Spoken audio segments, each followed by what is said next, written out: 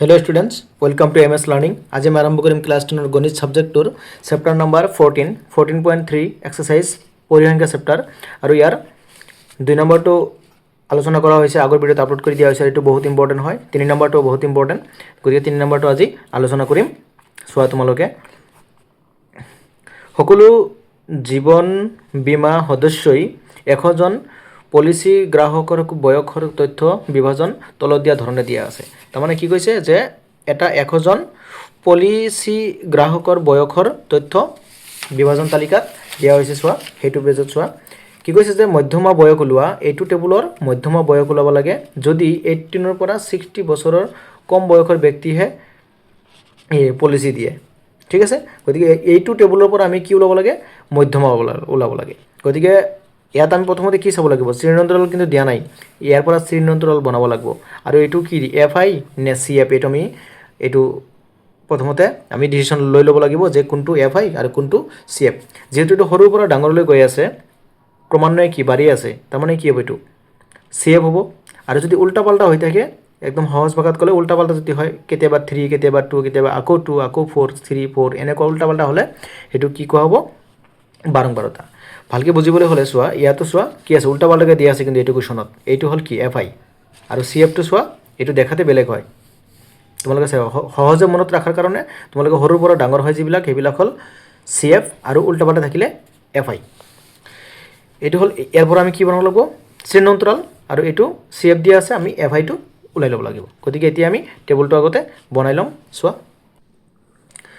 সোৱা তোমালোকে মই টেবুলটো বনাই লৈছো সোৱা কথা হল যে ইয়াত কেইটা বনাইছো এটো কাৰ ওপৰত ভিত্তি কৰে তোমালোকে জানাই যে ইয়াত কেইটা আছে 1 2 3 4 5 6 7 8 9 10 11 এটা বেছি দিব লাগে গতিকে ইয়াত আছে 1 2 3 4 5 6 7 8 9 10 11 গতিকে প্ৰথমটো কি হ'ব প্ৰথমটো হৈ যাব শ্ৰেণীঅন্তৰাল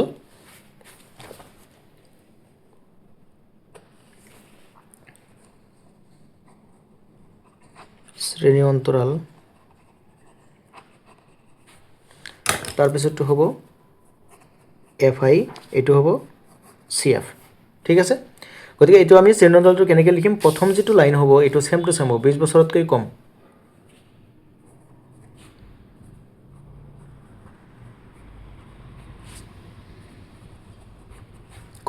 তাৰপিছতটো 20 পৰা 25 ভিতৰত হবো তাহলে 25 পৰা 30 30 পৰা 35 35 পৰা 40 40 পৰা 45 আকৌ 45 পৰা 50 50 পৰা 55 আকৌ 55 পৰা 60 লৈকে তাৰ মানে 60 লৈকে দিয়া আছে আৰু এটো হ'ব কি মোট ঠিক আছে এতিয়া এফ আই তো দিয়া নাই গতিকে আমাৰ কি দিয়া আছে সি এফ দিয়া আছে গতিকে সি এফ টো আমি লিখি লম 2 6 24 45 78 89 92 98 100 গতিকে এটো আমি যেটো ওলালে কি 100 হ'ব লাগিব গতিকে n = 100 তুমি লিখিব পাৰা মানে যেটো 100 হৈছে না এটো 100 হ'ব লাগিব গতিকে আমি এতিয়া ইয়াৰ পৰা এটো বনাম আগতে নিলিখিবা পিছত লিখিব পাৰিবা এটো চাই যাবা তুমি কিমান হয় এটো গম পাবা কি মানে আমি এটো আইডিয়াটো পাও যে এটো যদি 100 হয় এটো 100 হ'বই হিসাব কৰিলে গতিকে প্ৰথমে হ'ব সেম টু সেম হ'ব তাৰপিছত ইয়াৰ পৰা এটো মাইনাস কৰা 6 ৰ পৰা 2 মাইনাস কৰা কিমান হ'ব 4 আকৌ এটোৰ পৰা এটো মাইনাস কৰি দিয়া কিমান হ'ব 18 আকৌ এটোৰ পৰা এটো মাইনাস কৰি দিয়া 5 ৰ পৰা 4 মাইনাস কৰিলে 1 4 ৰ পৰা 2 মাইনাস কৰিলে 2 আকৌ এটোৰ পৰা 5 মাইনাস কৰিলে 3 7 ৰ পৰা 4 মাইনাস কৰিলে 3 9 ৰ পৰা 8 মাইনাস কৰিলে 1 8 ৰ পৰা 7 মাইনাস কৰিলে 1 9 ৰ পৰা 2 ৰ পৰা 9 গলে কিমান হ'ব 2 মানে ইয়াৰ পৰা 1 ধাৰ কৰি লোৱা 12 12 ৰ পৰা 9 গলে কিমান 3 তাৰ পিছত 8 থাকিলে 8 ৰ পৰা 8 গলে 0 হৈ যায় আৰু এটো সোয়া এটো পৰা এটো মানে 98 পৰা 92 মাইনাস কৰিলে 6 হ'বই 100 ৰ পৰা 98 মাইনাস কৰিলে 2 এটো প্লাস কৰিলে কিমান হ'ব লাগিব 100 হ'ব লাগিব লাগিলে তোমালোকে চেক কৰি চাবা যে 100 হ'ব লাগিব এটো 100 হ'বই তাৰ মানে এতিয়া সোয়া আমাৰ টেবুলটো বনোৱা হল এতিয়া আমাৰ ইয়াৰ পৰা আমি বাকী অংকখিনি কৰিব লাগিব। ইয়াত কি দিয়া আছে? ইয়াত অনলি n দিয়া আছে। n হ'ল কিমান? 100। এতেকে n/2 কিমান হ'ব? n/2 হ'ব 100/2 = 50। গতিকে এইটো চা 50ৰ ওচৰত কি আছে? 50ৰ ওচৰত কি আছে? 50তকৈ ডাঙৰ আৰু 50তকৈ ওচৰত ল'ব লাগে। গতিকে 50তকৈ ডাঙৰ হ'ল কোনটো? এইটো। আৰু 50ৰ ওচৰত থকাও এইটোৱে আছে। গতিকে এইটো হ'ব আমাৰ কি? মধ্যমা শ্ৰেণী। গতিকে কি হ'ব? 35ৰ পৰা 40। চ'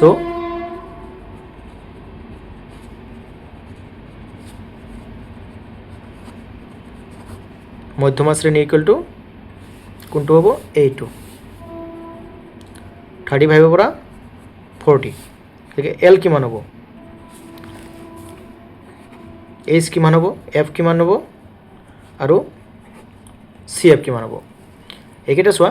এল মানে হ'ল আটাইতকৈ সৰু যিটো এইটো 35, এইচ হ'ল 35ৰ পৰা 40 মানে 5, আৰু এফ হ'ল মধ্যমা শ্ৰেণীৰ বাৰম্বাৰতা 33,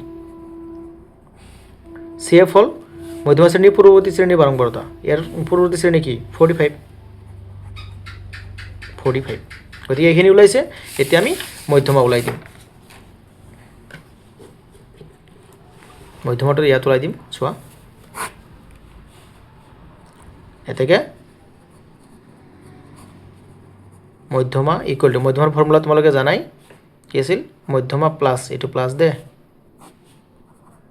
n/2 minus CF divided by F into H।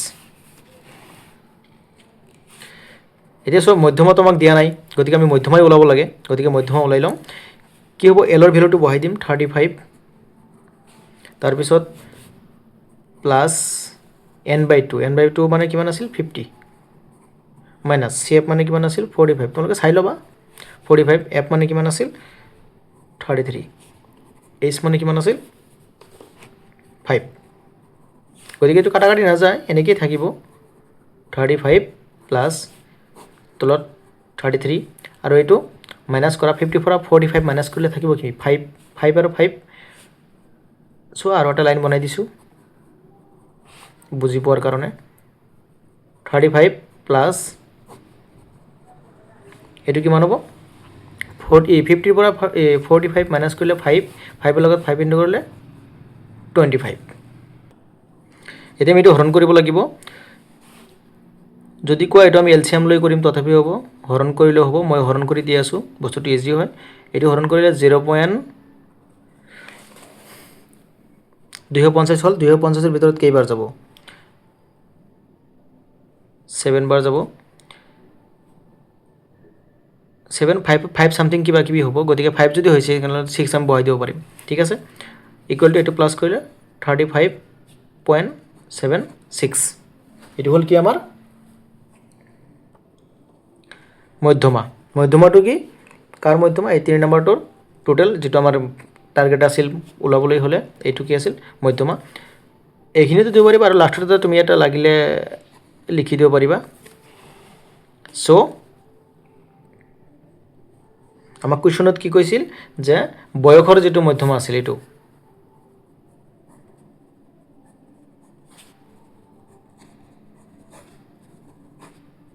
Equal to 35.76 বছৰ। ঠিক আছে, একদম ইজি। এইটো বহুত ইম্পৰ্টেণ্ট হয়, কিন্তু তোমালোকে অংকটো অলপ ভালকৈ চাবা, পৰীক্ষাৰ কাৰণেও ভালকৈ চাবা, বহুত ইম্পৰ্টেণ্ট হয়।